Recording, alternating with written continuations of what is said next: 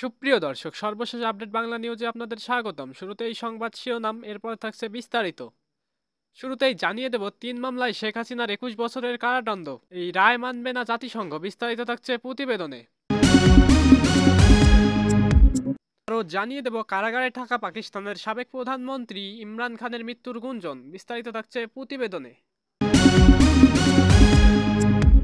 আরও জানিয়ে দেব, ঢাকায় ফের ভূমিকম্প, উৎপত্তিস্থল নরসিংদী। বিস্তারিত থাকছে প্রতিবেদনে।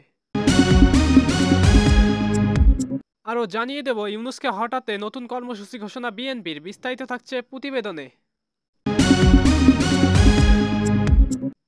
সর্বশেষ জানিয়ে দেব, শেখ হাসিনার আইনজীবী হিসাবে না লড়ার সিদ্ধান্ত জেডাই খান পান্নার। বিস্তারিত থাকছে প্রতিবেদনে। সুপ্রিয় দর্শক, এতক্ষণ শুনছিলেন সংবাদ শিরোনাম, এখন শুনবেন বিস্তারিত। তার আগে ভিডিওটি ভালো লাগলে চ্যানেলটি সাবস্ক্রাইব করুন। ঢাকার পূর্বাঞ্চলে 10 কাঠা প্লট বরাদ্দে দুর্নীতি মামলায় সাবেক প্রধানমন্ত্রী শেখ হাসিনার ২১ বছরের কারাদণ্ড দিয়েছে আদালত। বৃহস্পতিবার দুপুর 12:15টার দিকে ঢাকার পঞ্চম বিশেষ জজ আদালতের বিচারক মোহাম্মদ আবদুল্লাহ আল মামুন এ রায় দেন। দুর্নীতি দমন কমিশনের দায়ের করা 3টি মামলায় 7 বছর করে মোট 21 বছরের কারাদণ্ড দেওয়া হয় শেখ হাসিনাকে। পৃথক 3 মামলায় মোট 47 আসামি, তবে ব্যক্তি হিসাবে এই সংখ্যায় 23।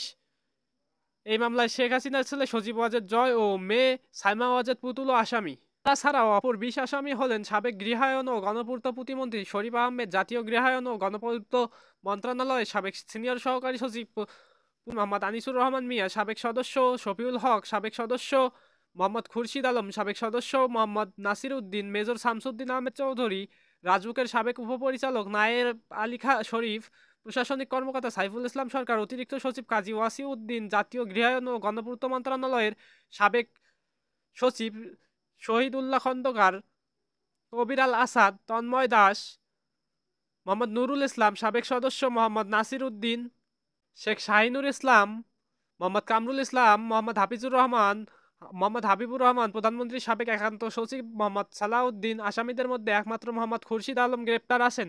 উল্লেখ্য, এর আগে মানবতাবিরোধী অপরাধের একটি মামলায় 17 নভেম্বর আন্তর্জাতিক অপরাধ ট্রাইব্যুনাল শেখ হাসিনা ও সাবেক স্বরাষ্ট্রমন্ত্রী আসাদুজ্জামান খান কামালের মৃত্যুদণ্ডের রায় দেয়। মামলায় অপর আসামি সাবেক আইজিপি চৌধুরী আবদুল্লাহ আল মামুনকে 5 বছরের কারাদণ্ড দেয় আদালত। এদিকে জেলখানায় সুস্থ আছেন পাকিস্তানের সাবেক প্রধানমন্ত্রী ইমরান খান। তাকে আদিয়ালা জেল থেকে কোথাও সরানো হয়নি। এর আগে খবর ছড়িয়ে পড়ে যে পাকিস্তান তেহরিকে ইনসাফ দলের প্রতিষ্ঠাতা ও সাবেক প্রধানমন্ত্রী ইমরান খানকে জেল থেকে সরিয়ে নেওয়া হয়েছে। এমন খবরকে গুজব বলে তা উড়িয়ে দিয়েছে জেল কর্তৃপক্ষ। প্রশাসন বলেছে তিনি এখনও কারাগারের ভেতরেই আছেন এবং সম্পূর্ণ সুস্থ। এ খবর দিয়েছে অনলাইন জিও নিউজ। রাওয়ালপিন্ডি কারাগার কর্তৃপক্ষের বিবৃতিতে বলা হয়েছে, আদিয়ালা জেল থেকে তাকে স্থানান্তরের খবর সত্য নয়, তিনি সম্পূর্ণ সুস্থ এবং যথাযথ চিকিৎসা সেবা পাচ্ছেন। কর্তৃপক্ষ আরও জানায়, তার স্বাস্থ্যের বিষয়ে যে জল্পনা চলছে সেগুলো ভিত্তিহীন। পিটিআই প্রতিষ্ঠাতার সুস্থতা নিশ্চিত করা হচ্ছে। ইমরান খান 2023 সালের আগস্ট থেকে কারাগারে আছেন। 2022 সালের এপ্রিলে অনাস্থা প্রস্তাবের মাধ্যমে ক্ষমতাচ্যুত হওয়ার পর থেকে তার বিরুদ্ধে দুর্নীতি থেকে সন্ত্রাসবাদ পর্যন্ত নানা ধরনের মামলা চলমান।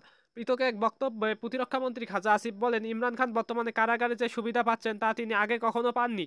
তিনি মন্তব্য করেন, তার জন্য যে খাবারের তালিকা আছে তা 5 তারকা হোটেলেও পাওয়া যায় না। খাজা আসিফ দাবি করেন, ইমরান খানের ছেলে একটি টেলিভিশন আছে, তাতে তিনি ইচ্ছামতো যে কোনো চ্যানেল দেখতে পারেন। তিনি আরও যোগ করেন, তার জন্য ব্যায়ামের সরঞ্জামও আছে। কথা বলতে গিয়ে তিনি নিজের কারাবাসের দিনগুলোর সঙ্গে তুলনা করেন। আসিফ স্মরণ করেন, আমার ঠান্ডা মেঝেতে ঘুমিয়েছি, জেলের খাবার খেয়েছি, জানুয়ারিতে মাত্র 2টি কম্বল ছিল, গরম পানি ছিল না। তিনি বলেন, তখনকার ইন্টেন্ডেন্ট আসাদ ওয়াররাইস ব্যক্তিগতভাবে তার সেল থেকে গিজার খুলে ফেলার ব্যবস্থা করেন। মন্ত্রী আরও দাবি করেন, পিটিআই প্রতিষ্ঠাতাকে একটি ডাবল বেড ও ভেলভেট ম্যাট্রেস করা হয়েছে। তিনি তিক্ত সুরে বলেন, ওয়াশিংটন অ্যারেনার বক্তৃতা জেলের লাউড স্পিকারে শুনুন। শেষে তিনি সতর্ক করে বলেন, আল্লাহকে ভয় করুন, সময় কারোর জন্য চিরস্থায়ী নয়। এদিকে আওয়ামী লীগ সরকারের দীর্ঘ শাসনামলে টিএফআই জেআইসি সেলে গুম নির্যাতনের ঘটনার মানবতাবিরোধী অপরাধের 2 মামলায় ক্ষমতাচ্যুত প্রধানমন্ত্রী শেখ হাসিনার পক্ষে রাষ্ট্রনিযুক্ত আইনজীবী হিসাবে না লড়ার সিদ্ধান্ত নিয়েছেন জেডাই খান পান্না। বৃহস্পতিবার বিকেলে নিজের ভেরিফাইড ফেসবুক পেজে এক ভিডিও বার্তায় এ ঘোষণা দেন সুপ্রিম কোর্টের জ্যেষ্ঠ এই আইনজীবী। পান্না বলেন, প্রথমে শেখ হাসিনাকে ডিফেন্স করতে আইনজীবী হিসাবে নিয়োগ চেয়েছিলাম, কিন্তু স্টেট ডিফেন্সের মাধ্যমে আইনি লড়াই করা যাবে বলে জানিয়েছেন আদালত। এতে আমি সম্মতি দেই। যদিও নিয়োগের চিঠি এখনও পাইনি, চিঠি পেলে আনুষ্ঠানিকভাবে জানানো হবে। তবে আপাতত ভিডিও বার্তায় জানিয়ে দিলাম যে শেখ হাসিনার পক্ষে দাঁড়াবো না, যা হওয়ার হবে। সিদ্ধান্ত বদলানোর কারণ হিসেবে এই আইনজীবী বলেন, এই আদালত অ্যাডভোকেট ফজলুর রহমানের বিরুদ্ধে আদালত অবমাননার অভিযোগ এনেছে, এজন্য তাকে ডিফেন্ড করার সিদ্ধান্ত নিয়েছে। এছাড়া যেহেতু আদালতের প্রতি শেখ হাসিনার আস্থা নেই, সেহেতু আমি তাকে ডিফেন্ড করতে পারি না। এটা উচিত নয়। গুমের ২ মামলায় শেখ হাসিনার হয়ে লড়তে নিজেই আবেদন করেন পান্না। আবেদনের পরিপ্রেক্ষিতে তাকে স্টেট ডিফেন্স আইনজীবী হিসেবে নিয়োগ দেন ট্রাইব্যুনাল। ২৩ নভেম্বর এ নিয়োগ দেন ট্রাইব্যুনাল ১ এর চেয়ারম্যান বিচারপতি মোহাম্মদ গোলাম মুর্তজা মজুমদার। টিএফআই ছেলে গুমের মামলায় ১৭ আসামির বিরুদ্ধে আনুষ্ঠানিক অভিযোগ গঠনের উপর শুনানির জন্য আগামী ৩ ডিসেম্বর ও জেআইসি ছেলে গুমের মামলায় ১৩ আসামির বিরুদ্ধে শুনানির জন্য ৭ ডিসেম্বর দিন ধার্য করেন ট্রাইব্যুনাল। আরেক আইনজীবী এম হাসান ইমামকেও এ মামলার স্টেট ডিফেন্স হিসেবে নিয়োগ দেওয়া হয়। ২ মামলায় বর্তমান গ্রেপ্তার রয়েছেন ১৩ সেনা কর্মকর্তা। তারা হলেন র্যাবের সাবেক অতিরিক্ত মহাপরিচালক brigadier general Mohammad Jahangir Alam, brigadier general Tofayel Mostafa Sarwar, brigadier general Mohammad Kamrul Hasan, brigadier general Mohammad Mahbub Alam, brigadier K M Azad, colonel Abdullah Al Momen, colonel Anwar Latif Khan, র্যাবের গোয়েন্দা শাখার সাবেক পরিচালক lieutenant colonel Mohammad Mashiur Rahman, lieutenant colonel Saiful Islam Sumon, lieutenant colonel Mohammad Sarwar Bin Kashem, DGFI এর সাবেক পরিচালক major general Sheikh Mohammad Sarwar Hossain, brigadier general Mohammad Mahbubur Rahman Siddiqui, brigadier general Ahmed Tanvir ও মাঝার সিদ্দিকী। এদিকে ঢাকাসহ দেশের বিভিন্ন স্থানে স্বল্পমাত্রার ভূমিকম্প অনুভূত হয়েছে। রিক্টার স্কেলে এর মাত্রা ছিল ৩.৬।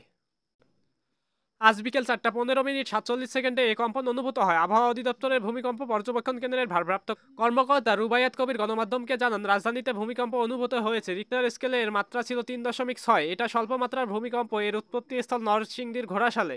এর আগে বুধবার রাত্রি ৩০ মিনিট ৪৯ সেকেন্ডে সিলেটে মৃদু ভূমিকম্প অনুভূত হয়। রিক্টার স্কেলে এর মাত্রা ছিল ৩.৪। এটি মৃদু ভূমিকম্প হওয়ার অনেকেই ঘটনাটি টের পাননি। সিলেট আবহাওয়া অফিসের আবহাওয়াবিদ শাহ মোহাম্মদ সজিব হোসাইন জানান, দিবাগত রাত ৩টা ৩০ মিনিট ৩৯ সেকেন্ডে ৩.৪ মাত্রার এ কম্পন অনুভূত হয়। ভূমিকম্পটির উৎপত্তিস্থল ছিল ভারতের মণিপুরে। এই ভূমিকম্পটি বাংলাদেশের অভ্যন্তরে তেমন অনুভূত হয়নি। এ ধরনের ভূমিকম্প প্রায় হয়ে থাকে, যা প্রজ্ঞাপন করা হয় না। এদিকে আগামী ৭ থেকে ১৩ ডিসেম্বর পর্যন্ত দেশ গড়ার পরিকল্পনা শীর্ষক কর্মসূচি ঘোষণা করেছে বিএনপি। বৃহস্পতিবার জরুরি সংবাদ সম্মেলনে এ কর্মসূচি ঘোষণা দেন দলের সিনিয়র যুগ্ম মহাসচিব রুহুল কবির রিজভী আহমেদ। এর আগে হুসেইন মোহাম্মদ এরশাদের চরিত্র ও শেখ হাসিনার চরিত্রের মধ্যে কোনো পার্থক্য নেই বলে মন্তব্য করেন বিএনপির সিনিয়র যুগ্ম মহাসচিব রুহুল কবির রিজভী আহমেদ। বৃহস্পতিবার শহীদ ডাক্তার শামসুল আলম মিলনের ৩৫তম শাহাদত বার্ষিকী উপলক্ষে ৯০ ডাকসু ও সর্বদলীয় ছাত্র ঐক্যের আয়োজিত আলোচনা সভায় তিনি এ মন্তব্য করেন। রুহুল কবির রিজভী বলেন, হুসেইন মোহাম্মদ এরশাদের চরিত্র ও শেখ হাসিনার চরিত্রের মধ্যে কোনো পার্থক্য নেই বলেই তারা বারবার পরস্পরের বিরুদ্ধে নানা কথা বলার পরেও একটি চূড়ান্ত মুহূর্তে তারা একত্রিত হয়েছে। তারা গণতন্ত্রকে ছুরি দিয়ে আঘাত করেছেন। ব্যাংক লুট করেছিলেন এরশাদ, আর চূড়ান্ত রূপ দিয়েছিল শেখ হাসিনা। হাসিনার রায়ের প্রতিক্রিয়ায় রুহুল কবির রিজভী বলেন, শেখ হাসিনার বিরুদ্ধে দেওয়া রায়ে আদালতকে প্রভাবিত করার কোনো ঘটনা ঘটেনি। নিজ করা আদালত ও ট্রাইব্যুনালেই এখন শেখ হাসিনার বিচার হচ্ছে। অন্তর্বর্তী সরকারের সময় আদালতে হস্তক্ষেপের সুযোগ নেই। তিনি বলেন, অবৈধ রাষ্ট্র ক্ষমতা ব্যবহার করে দেশের আইনকে নিজের স্বার্থে প্রয়োগ করেছিলেন শেখ হাসিনা। তিনি আরও বলেন, রাষ্ট্র নিয়ন্ত্রিত গুম খুন এখন হচ্ছে না। রাজনৈতিক কোনো হস্তক্ষেপ নেই সরকারে। কোর্টকে প্রভাবিত করার কোনো ঘটনাও নেই, যা শেখ হাসিনা করেছিল। সব নিয়ন্ত্রণ ছিল হাসিনার। যারা নিজের দেশে নিজের সন্তান, ছাত্র, শ্রমিক হত্যা করে তাদের বিচার হবেই। পাপ বাপকেও ছাড়ে না, বিচারহীন থাকতে পারে না।